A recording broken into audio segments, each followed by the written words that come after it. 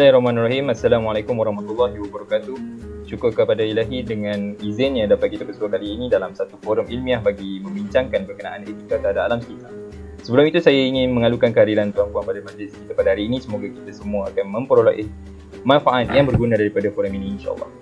Tajuk forum kita pada hari ini berkisar mengenai konsep etika terhadap alam sekitar menurut pelbagai peradaban dan isu-isu yang berkaitan dengannya. Sebagai pembuka bicara, izinkan saya menyampaikan serangkap pantun. Pergi ke kedai membeli bunga dibeli cantik sekali, alam sekitar perlu dijaga agar hidup sentiasa harmoni. Tanpa melengahkan masa lagi, saya ingin memperkenalkan dua ahli panel yang tidak asing lagi. Baiklah, yang pertama, ahli panel yang pertama bernama saudara Muhammad Nakib Zainuddin. Selamat datang saudara, apa khabar? Terima kasih Tuan Moderator kerana menjemput saya pada hari ini. Baiklah, seterusnya ahli panel kedua, saudara Lokman Hakim bin Johari. Selamat datang saudara. Assalamualaikum. Terima kasih kerana sudi menjemput saya selaku panel pada hari ini. Baiklah, sebelum kita pergi dengan lebih jauh, izinkan saya menerangkan terlebih dahulu berkaitan tajuk forum kita pada hari ini. Sejak kebelakangan ini, kita sering dipertontonkan tentang isu-isu semasa yang melibatkan tentang kemusnahan alam sekitar, tidak kira di dalam negara kita maupun di negara luar. Permasalahan ini sudah menjadi isu yang kerap diperkatakan dalam masyarakat, terutama di halaman akhbar dan media massa. Alam sekitar merupakan perkara yang perlu diambil serius oleh semua lapisan masyarakat kerana ia membawa banyak kepentingan kepada manusia. Jelas sekali, tanpa alam sekitar yang bebas pencemaran akan mengakibatkan kelangsungan hidup, keselamatan serta kesihatan manusia terjejas. Ilmu berkaitan alam sekitar ini telah diguna pakai daripada dulu lagi demi menjamin kelangsungan hidup sesebuah tamadun, dan penting bagi kita untuk mengadaptasi ilmu tersebut demi menghadapi masalah alam sekitar yang terus mendatang. Jadi sebagai pembuka forum kita pada kali ini, saya ingin bertanyakan soalan kepada panel pertama kita, iaitu saudara Nakib. Mungkin boleh kongsikan tentang etika alam sekitar daripada perspektif Islam, iaitu dari sudut akidah, syariah dan akhlak, dan juga perspektif agama Kristian. Dipersilakan.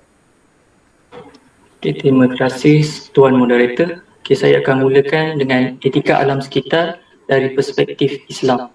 Etika alam sekitar menurut perspektif Islam menggariskan tentang kewajipan bagi manusia sebagai khalifah untuk memelihara alam sekitar seumur hidupnya di dunia. Islam merupakan cara hidup yang syumul. Hal ini melalui kewujudan hubungan antara manusia dengan Tuhan, manusia sesama manusia dan juga manusia dengan alam sekitar. Selain itu, agama Islam yang disampaikan kepada manusia berperanan mendidik manusia dengan etika yang penting untuk memelihara alam sekitar yang boleh dilihat daripada beberapa sudut seperti akidah, syariah dan akhlak. Okay, seterusnya, konsep etika alam sekitar dari perspektif sudut akidah. Konsep etika alam sekitar dari sudut akidah ini lebih menekankan kepada tugas manusia sebagai khalifah untuk mempunyai akidah yang kuat. Hal ini dapat mewujudkan sifat menghargai dan menyayangi alam ciptaan Allah dan menjauhi diri daripada penyelewengan terhadap alam sekitar. Menerusi akidah, manusia akan mempunyai keyakinan yang teguh bahawa Allah adalah penguasa alam. Hal ini menjadikan seseorang lebih menghayati tanggungjawab yang diamanahkan Allah untuk memelihara alam sekitar. Berpindah pula kepada etika alam sekitar dari perspektif sudut syariah Islam. Secara ringkasnya, syariah bererti segala perintah yang diturunkan oleh Allah kepada manusia dari tiga aspek, iaitu akidah, amaliyah dan akhlak. Dalam konteks alam sekitar, tauhid syariah dan khalifah adalah konsep yang dapat menghubungkan manusia kepada alam sekitar. Umat Islam telah diterapkan dalam diri tentang adab dan hukum terhadap alam sekitar. Pelanggaran hukum yang ditetapkan menjadi sesuatu bentuk kemungkaran di sisi Allah. Para ulama juga menekankan bahawa Al-Quran dan hadis telah melarang segala bentuk aktiviti yang mampu menggugat kelestarian alam sekitar demi menjaga keharmonian umat manusia. Seterusnya, konsep etika alam sekitar dari perspektif sudut akhlak Islam. Hubungan alam sekitar dan akhlak adalah sangat berkait rapat dengan syariah dan akidah seseorang. Hal ini juga bersangkutan dengan sifat ihsan, iaitu membuat sesuatu kebaikan dengan penuh ikhlas. Dalam konteks alam sekitar, seseorang yang berakhlak dan bersikap ihsan akan merasa takut melakukan perkara yang ditegak Allah seperti melakukan pembalakan haram. Selain itu, sifat ta'awun dapat memupuk manusia untuk bekerjasama antara satu sama lain dalam memelihara kelestarian alam sekitar. Sebagai contoh, aktiviti bergotong royong membersihkan kawasan pantai. Okay, seterusnya berpindah kepada etika alam sekitar dari perspektif agama Kristian. Agama Kristian secara amnya berpegang pada konsep stewardship, iaitu alam semesta ini diciptakan oleh Tuhan dalam keadaan sempurna dan manusia dipertanggungjawabkan untuk menjaganya. Menurut mereka, manusia bukanlah pemilik alam dan juga dilarang bagi mereka untuk membuat kerosakan. Sikap bertanggungjawab yang diajarkan Kristian kepada penganutnya membantu manusia mempunyai hubungan harmoni dengan alam sekitar. Bagi mereka, wujud pemisahan di antara alam tabi'i dan Tuhan, mereka tidak percaya hubungan antara Tuhan dengan alam. Menurut mereka, manusia perlu memainkan peranan yang penting dalam mewujudkan hubungan di antara Tuhan dengan alam semesta. Agama Kristian menyatakan bahawa manusia adalah bayangan Tuhan dan diberi peranan untuk mentadbir alam ini untuk keperluan hidup masing-masing. Apabila terjalinnya hubungan ini, maka manusia secara tidak langsung akan menghormati alam sekitar dan tidak boleh melakukan kerosakan. Sekian. Terima kasih diucapkan kepada panel pertama kita. Pendefinisian yang sangat padat dan jelas atas perkongsian sebentar tadi. Seterusnya persoalan saya kepada panel kedua, iaitu Saudara Luqman. Mungkin boleh terangkan mengenai etika alam sekitar menurut pandangan agama Buddha dan Hindu, dan juga mungkin boleh kongsikan tentang kepentingan penerapan etika terhadap alam sekitar. Dipersilakan. Assalamualaikum. Prof. Jatara. Terima kasih kepada pihak moderator kerana telah memberi laluan kepada saya untuk memberikan ucapan pada hari ini. Terlebih dahulu saya ingin kongsikan tentang etika alam sekitar menurut pandangan agama Buddha.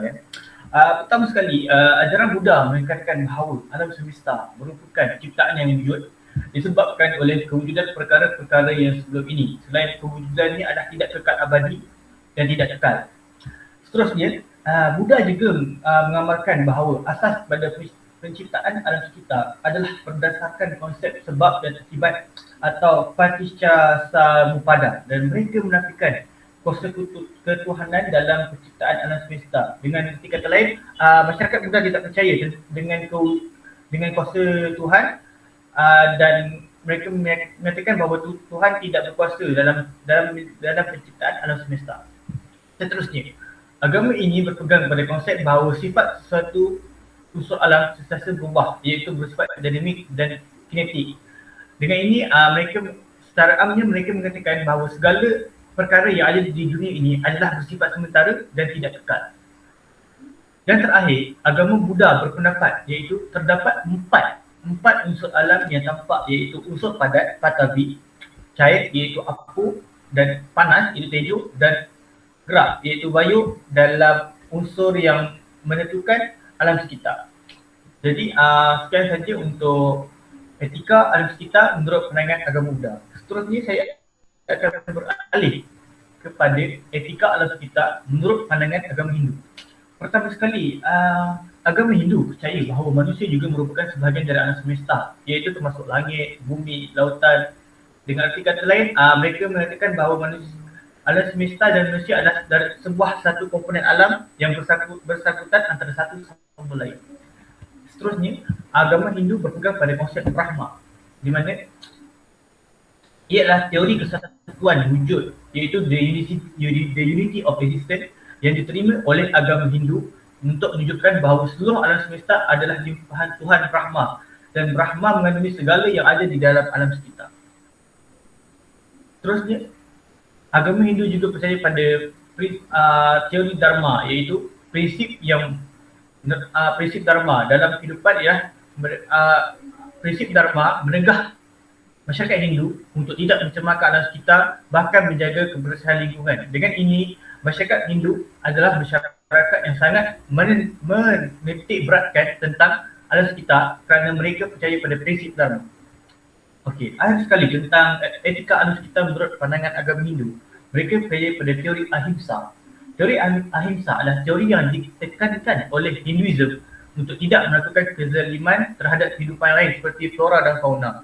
Kerana mereka mengatakan bahawa komponen-komponen alam sekitar seperti flora dan fauna adalah komponen yang penting dalam semua komponen alam, dan termasuk dalam komponen alam semesta.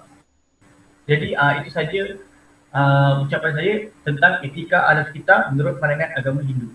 Okey. Seterusnya, saya ingin membahas tentang kepentingan penerapan etika terhadap alam sekitar. Masyarakat perlu mengetahui pengetahuan dan kesedaran yang berkaitan dengan nilai-nilai persekitaran. antara kepentingan penerapan terhadap alam sekitar adalah pertama, untuk melindungi kepentingan generasi sekarang dan akan datang. Alam sekitar ini perlu dipelihara demi menjaga kepentingan generasi akan datang, kerana mereka juga akan memikul tanggungjawab menjaga kelestarian planet ini. Warisan yang diwarisi pada zaman ini adalah kesan dan impak daripada masyarakat zaman silam.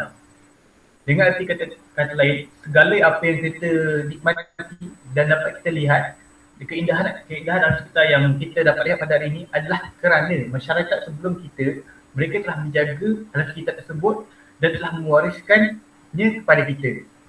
Seterusnya, pihak kerajaan perlu melakukan beberapa usaha untuk menjaga alam sekitar dengan lebih efektif, seperti penguasaan undang-undang dan usaha untuk menjaga kelestarian alam sekitar. Dengan arti kata lain, pihak kerajaan selaku penguasa di negara kita perlu bertindak dengan mengambil langkah untuk memelihara alam sekitar demi menjaga kelestarian alam untuk generasi sekarang dan akan datang. Akhir sekali, kesedaran tentang kepentingan menjaga alam sekitar perlu dipupuk khasnya di kalangan generasi muda, kerana generasi muda adalah pewaris masyarakat akan datang. Jadi, jika mereka mengetahui tentang kepentingan sekitar, mereka secara tidak langsung akan wujud kesedaran di dalam hati mereka tentang kepentingan untuk menjaga alam sekitar. Jadi, alhamdulillah, setakat itu saja yang akan saya kongsikan pada hari ini. Terima kasih kepada Tuan Moderator untuk terus meneruskan forum kita pada hari ini. Terima kasih. Terima kasih diucapkan kepada panel kedua kita. Berdasarkan penerangan sebentar tadi, dapat kita lihat di sini bahawa terdapat pelbagai perspektif perbezaan menurut fahaman mengenai etika alam sekitar. Baiklah, di sini saya ingin menambah dua lagi kepentingan penerapan etika terhadap alam sekitar, iaitu yang pertama, agar manusia dapat menghargai alam sekitar dan tidak melakukan kemusnahan. Keadaan ini tidak akan terjadi jika manusia mengamalkan etika terhadap alam sekitar dan sikap tidak merosakkan alam dapat dipupuk dan diamalkan.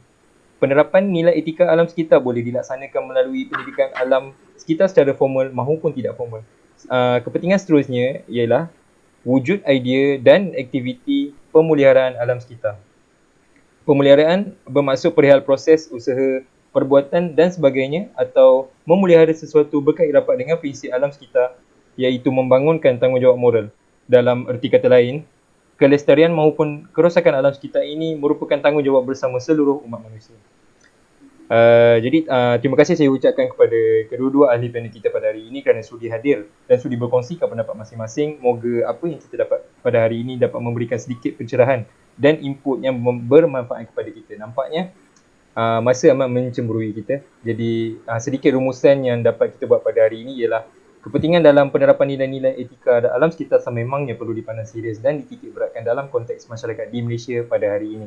Penerapan nilai etika ini dilihat mampu untuk menjadi pertahanan dan memberi ruang kesedaran kepada masyarakat supaya lebih menghargai alam sekitar sekaligus menitik beratkan alam sekitar sebelum, semasa dan dalam proses pembangunan yang ingin dijalankan.